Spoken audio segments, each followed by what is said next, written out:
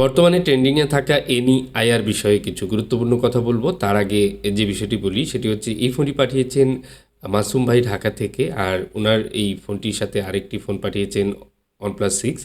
তো মূলত ওনার ফোনগুলোর প্রবলেম নিয়েও একটু কথা বলবো। সমস্যা হচ্ছে যে উনি ফোনটি বিভিন্ন জায়গায় প্রতারিত হয়েছেন, এই ফোনটি নিয়ে ঢাকাতেও দেখিয়েছেন, আবার এক পর্যায়ে ফোনটি আর ঠিকই হচ্ছে না, আমার কাছে পাঠিয়েছিলেন, আমিও কাজ করে দিয়েছিলাম। এক পর্যায়ে ফোনটি কিন্তু রিপেয়ার অযোগ্য হয়ে যায়। অ্যাকচুয়ালি এটা মাদারবোর্ড চেঞ্জ করতে হবে।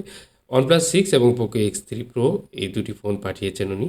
এনইআইআর নিয়ে যথেষ্ট পরিমাণে আলোচনা হচ্ছে সব জায়গাতেই। তো আমি একটা বিষয় ছোট্ট করে বলবো, আমরা যারা টেকনিশিয়ান রয়েছি আমরা কিন্তু জানি এই বিষয়টা কী।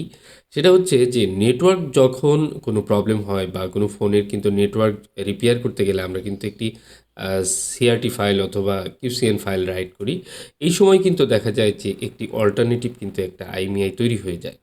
তো এই জায়গাটার থেকে আমরা কিন্তু একটি বড় ধরনের ভুল করতে পারি। সেটা হচ্ছে যে গুগলে গিয়ে সার্চ করেই একই ফাইল যদি সবাই ডাউনলোড করে সবাই যদি মোবাইলে দিয়ে দেয়, তাহলে কিন্তু সেই একই আইএমইআই নাম্বারটা শত শত হাজার হাজার ফোনে যাওয়া সম্ভব।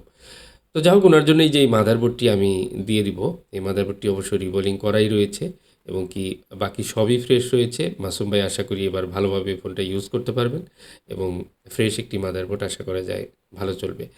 তো যেটি বলছিলাম যে এনইআইআর দেখাচ্ছে অনেকেই যে 0011 বিভিন্ন কিওয়ার্ড দিয়ে সার্চ করলে সেটা নিবন্ধিত দেখাচ্ছে। এখানে বিশাল একটি ব্যাপার। আপনাকে যদি বলা হয় যে আপনি একটি পাসওয়ার্ড ক্রিয়েট করেন, অনেকে কিন্তু তার মনের মতো করে পাসওয়ার্ড ক্রিয়েট করবে। 00 দিতে পারে, 11 দিতে পারে, যাকে বলা হবে পূর্ণ সংখ্যা দেওয়ার জন্য। তো যাই হোক, সেম একইভাবে হাজার হাজার কোটি কোটি মানুষের মধ্যে কেউ না কেউ এ ধরনের আইএমইআই তৈরি করে রাখতে পারে। বাট 15 সংখ্যার একটি ইউনিক কোড যদি কাউকে তৈরি করতে বলা হয় তাহলে কিন্তু সে সঠিকভাবে তৈরি করতে পারবে না। এই জায়গাটি হচ্ছে একটি বিষয়। আপনি যদি যাচাই করতে চান আপনি দেশের বাইরে আপনার আত্মীয়স্বজন যারা রয়েছে তাদের ফোনের আইএমইআই নাম্বার, যেটা বাংলাদেশে এখন ইউজ হয়নি, সেটি দিয়ে বাংলাদেশে সার্চ করলেই কিন্তু আপনি বুঝতে পারবেন সেটি কি দেখাচ্ছে কিনা যে বাংলাদেশে নিবন্ধিত রয়েছে। আমি ট্রাই করেছি, আসলে সেটি নিবন্ধিত নেই দেখায়। তার মানে হচ্ছে সফটওয়্যারটি বা ওয়েবসাইটটি একেবারেই অকার্যকর তা না, কিন্তু এই ওয়েবসাইটের মধ্যে অনেক ভুলভাল রয়েছে, অনেক সমস্যা রয়েছে। আর এর মাধ্যমে কিন্তু অনেক ধরনের তথ্য চুরি হতে পারে, অনেক ধরনের তথ্য সরকারের কাছে থাকবে এবং কি অবশ্য সুবিধার জন্য ব্যবহার করতেই পারে সরকার চাইলে।